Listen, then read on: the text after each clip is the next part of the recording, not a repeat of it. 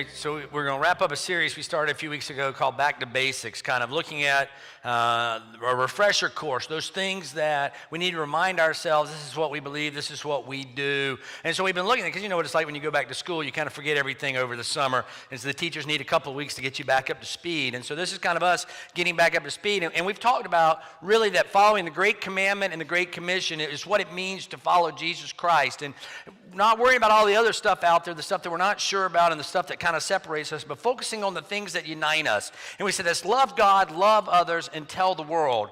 We said it's love God and love others because when Jesus is asked, hey, what's the greatest commandment? He says, love the Lord your God with all your heart, all your soul, all your strength, and all your mind.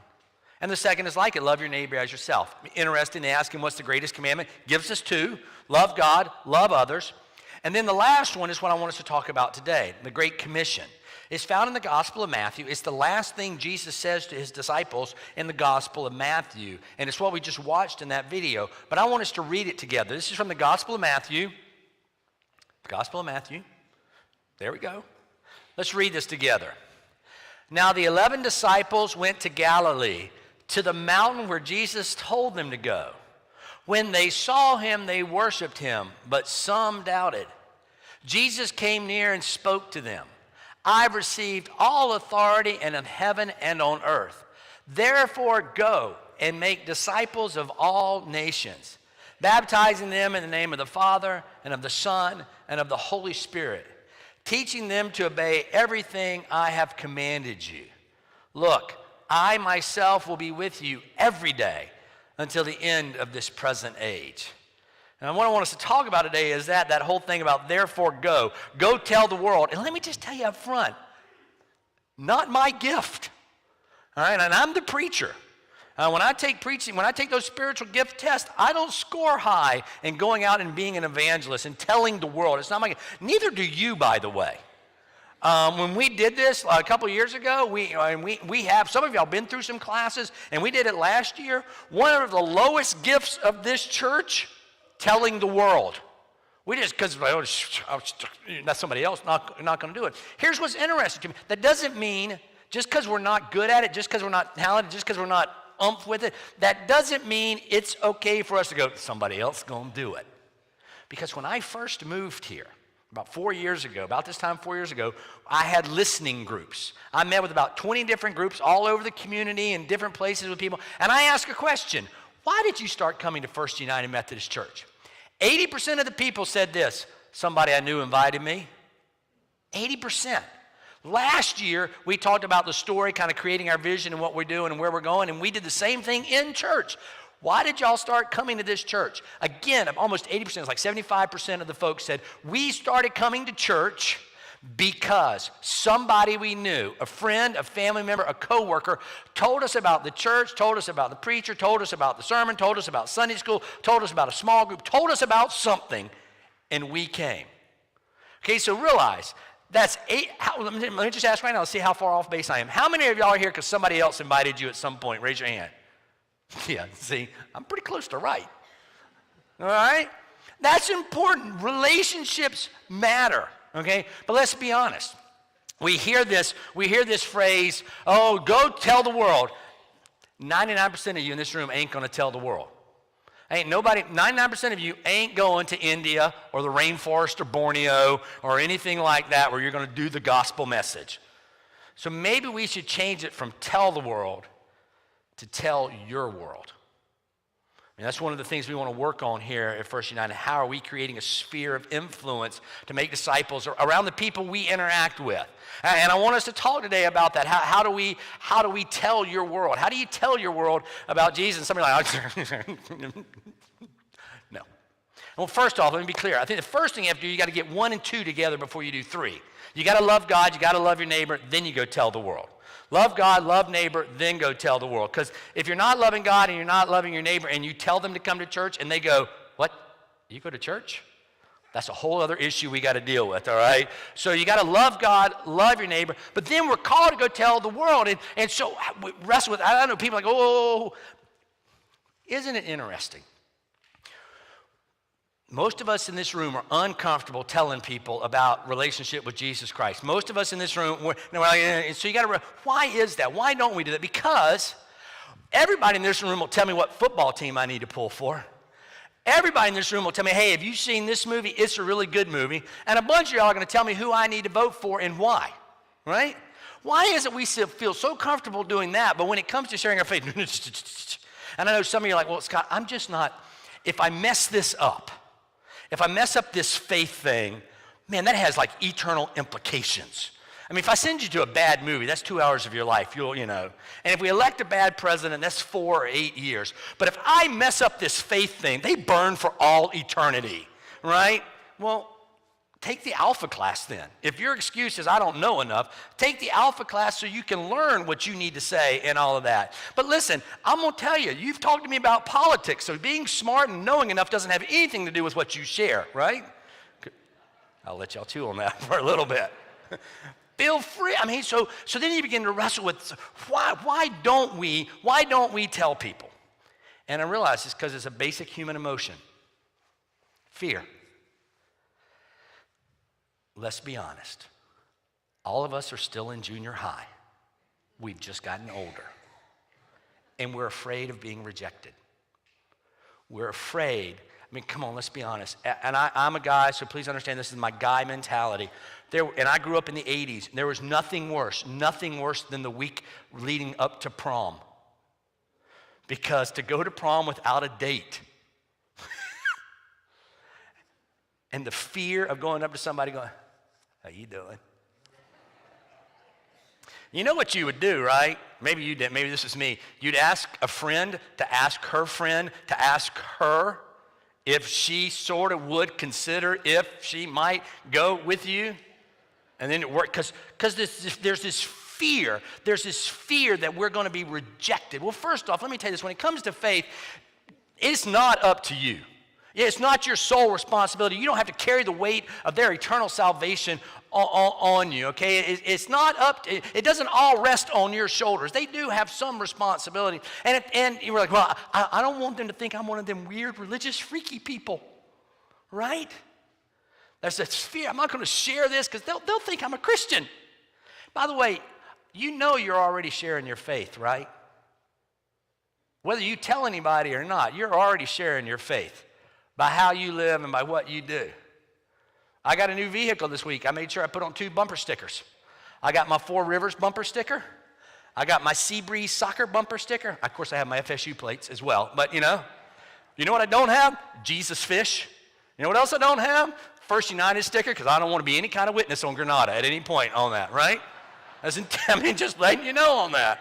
Because how you live your life is a witness. What I'm going to ask you today is, can we just be intentional about it? Can we just be intentional about how we share our faith in the world around us? To think through this. And so then I realized, well, then why?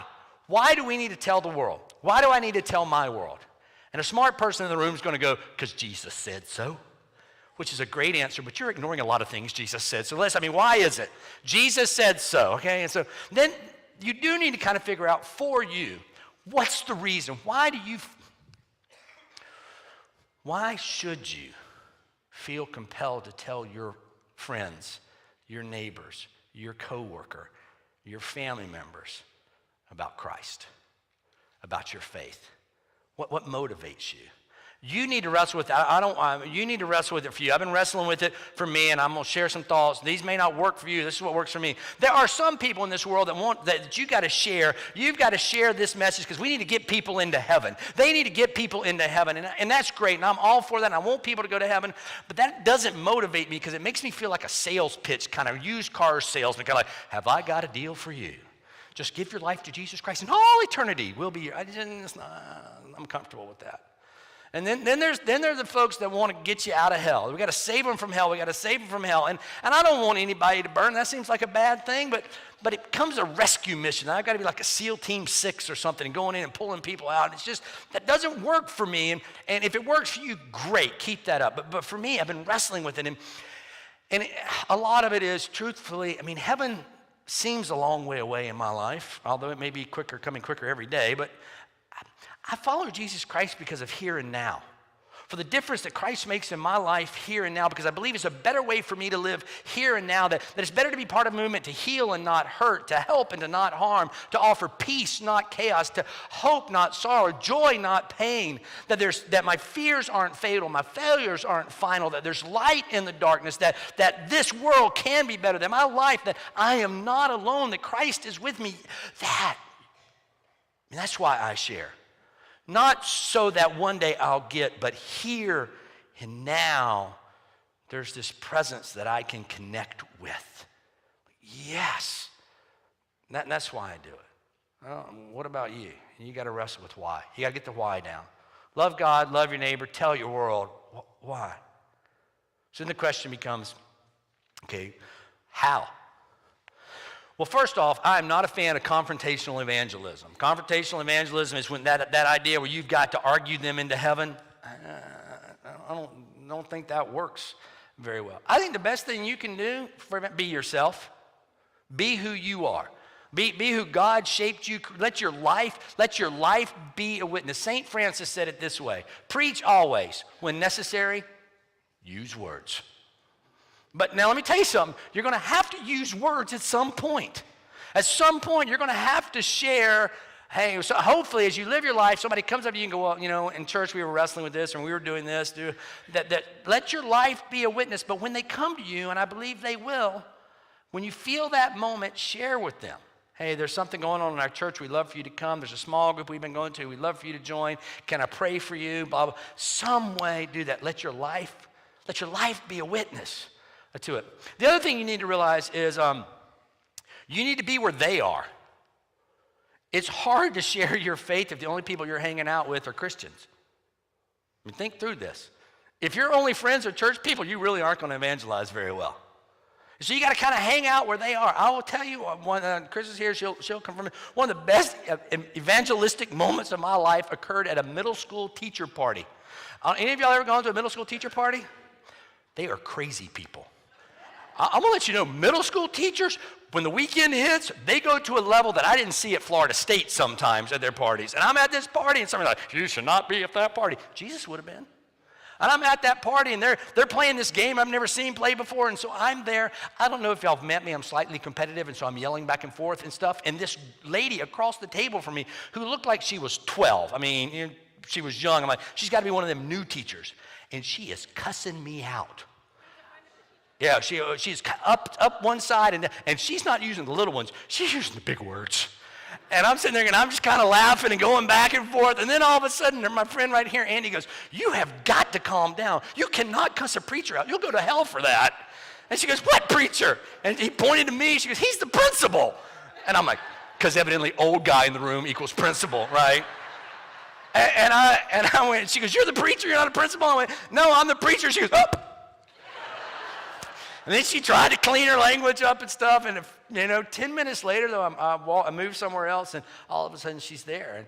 And she's like, hey, can I talk to you for a second? I'm like, yeah, what? And she goes, and she begins to unload some stories and some pain and some hurt and some issues she has with the church. And she goes, I really think I would like to come to your church. And I said, oh, I'd love for you to. Here's where it's at. She goes, well, I'm a University of Florida student. Really? She's in grad school at you. I'm like, yeah, and so, but I gave her a name of a church in Gainesville, and later on found out that she was going there and active and involved. I mean, how awesome is that? And all I did was I just showed up in a place and was me, and God got involved. See, Tell Your World's all about relationships. It's about you being in a place where you can live your life in such a way that people will see within you something different. And then, how do you tell the world? Be you and let God shine through. Preach always, when necessary, use words. And then here's the biggest step. Most important rule is pray.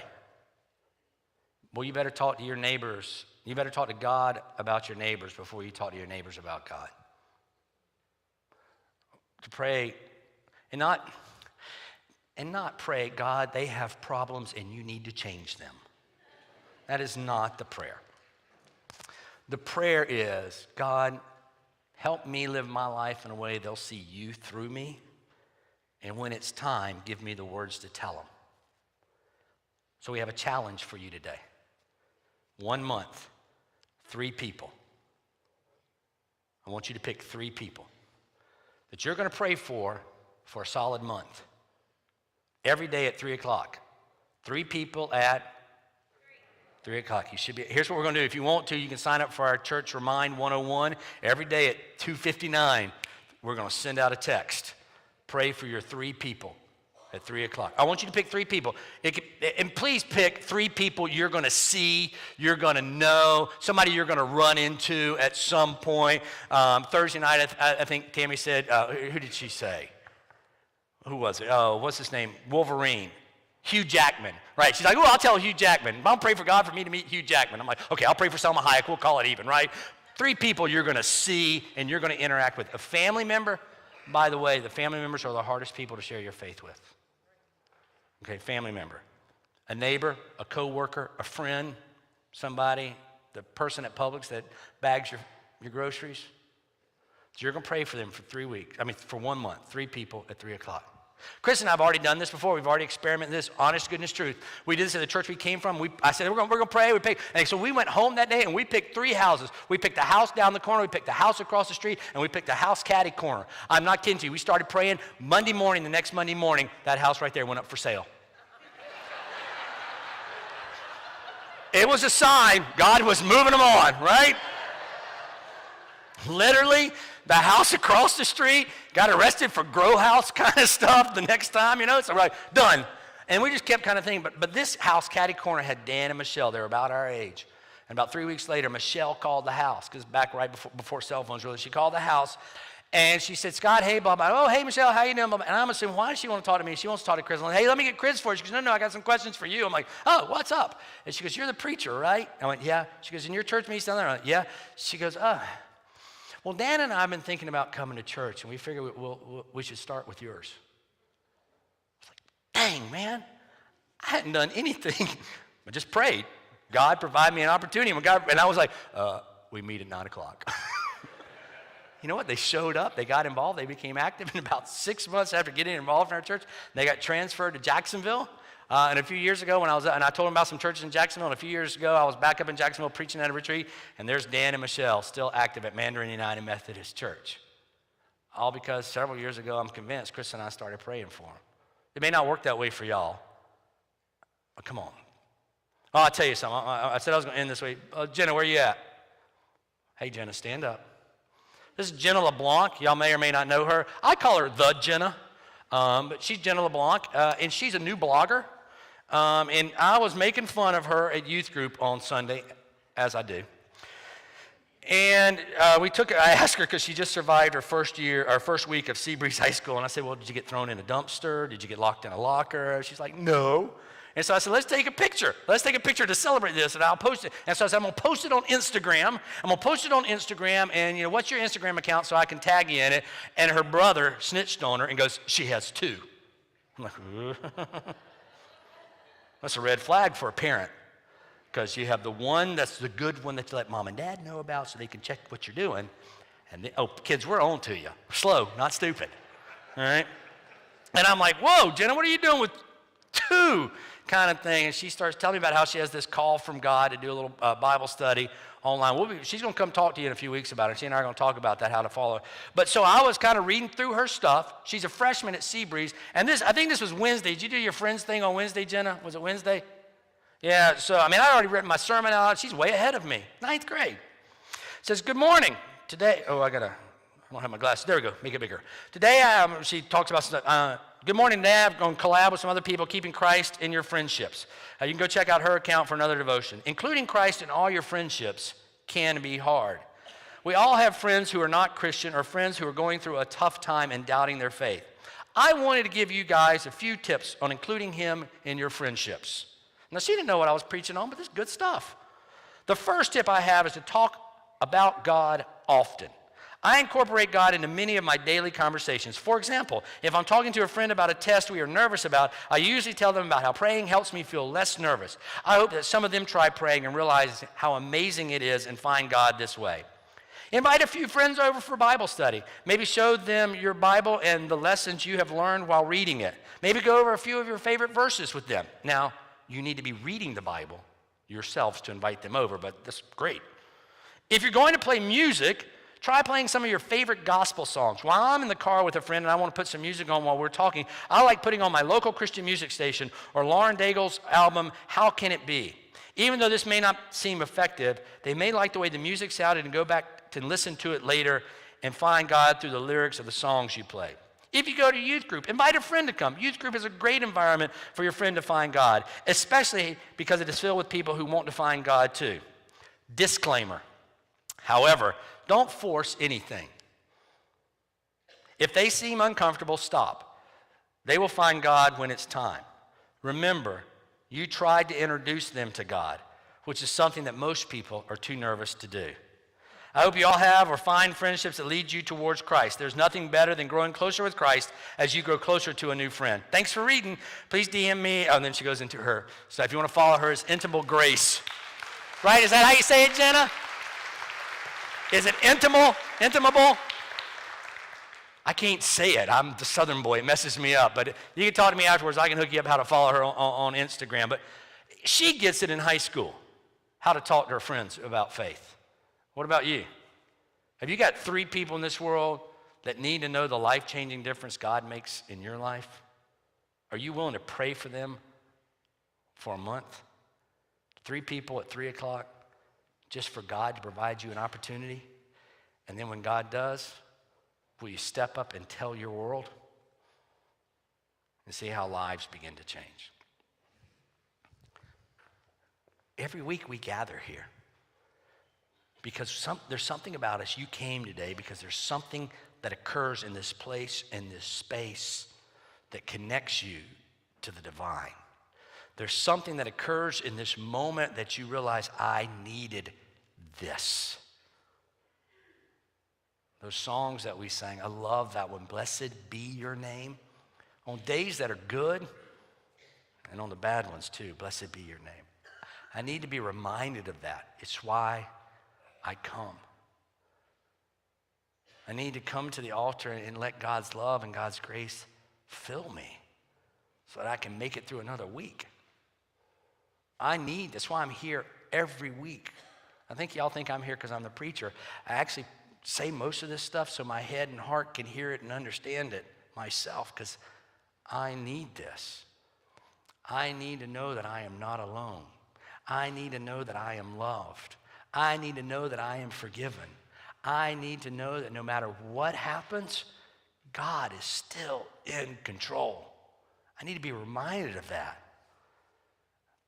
And I need to remember it's not just for me, but it's for all those people I run into.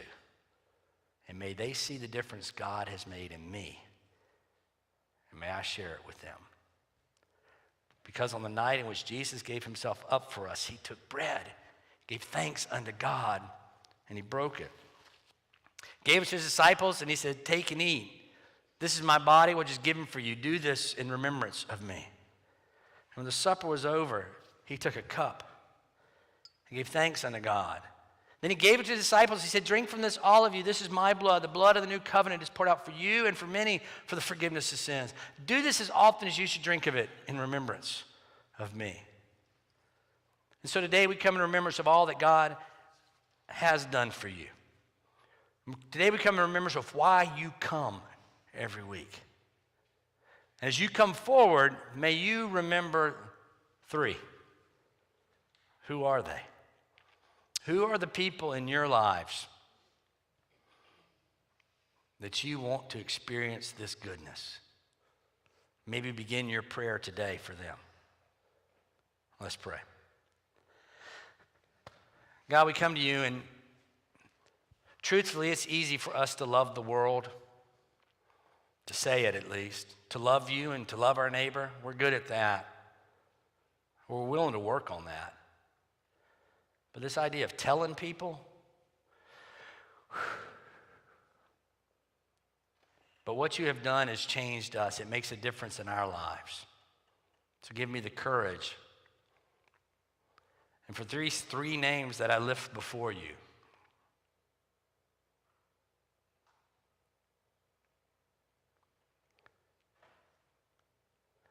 grant me an opportunity. And when the time comes, give me the wisdom to say the right thing. And remind me it's not up to me, but your Spirit is at work. Pour out your Spirit on us gathered here on these gifts of the bread and the cup. Make them be for us the body and blood of Christ. That as we feast on them, we'll experience your love and your grace. And as we feel that love and grace in our lives, that will show it to the world in how we live and proclaim you with our lips. In the name of Jesus, who taught us to pray, our Father, who art in heaven, hallowed be thy name. Thy kingdom come, thy will be done, on earth as it is in heaven. Give us this day our daily bread, and forgive us our trespasses, as we forgive those who trespass against us. Lead us not into temptation, but deliver us from evil. For thine is the kingdom, the power, and the glory forever. Amen.